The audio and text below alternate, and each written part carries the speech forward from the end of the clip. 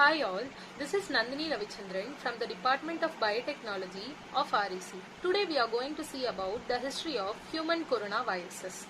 The history of human coronaviruses began in 1965 when Tyrrell and Bino found that they could passage a virus named B814. It was found in human embryonic tracheal organ cultures obtained from the respiratory tract of an adult with a common cold. The presence of an infectious agent was demonstrated by treating the medium from these cultures intranasally in human volunteers. Colds were produced in a significant proportion of subjects, but Tyrrell and Bino were unable to grow the agent in tissue culture, that is, the method of growing group of cells in an artificial medium at that time.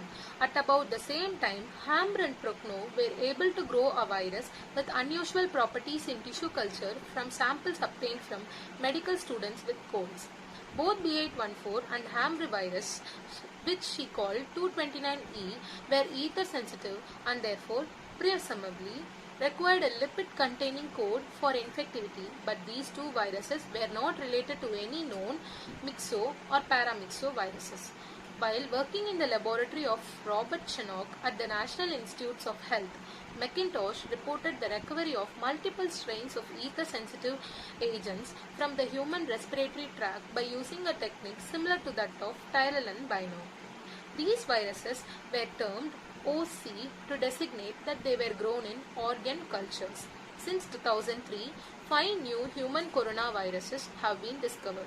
3 of these are group 1 viruses that they are closely related and likely represent the same viral species. In 2004, Van der Hoek reported the discovery of a new human coronavirus, NL63, isolated from a 7-month-old girl with coryza, conjunctivitis, fever and bronchiolitis, a common lung infection. Using a novel genomic amplification technique, that is, increasing the number of genome, these investigators were able to sequence the entire viral genome.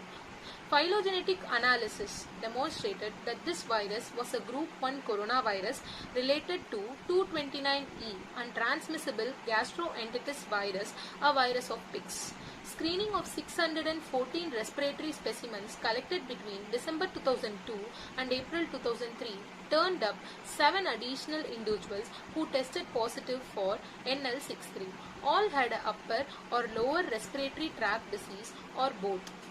During the 2002-2003 outbreak, the infection was reported in 29 countries, North America, South America, Europe and Asia.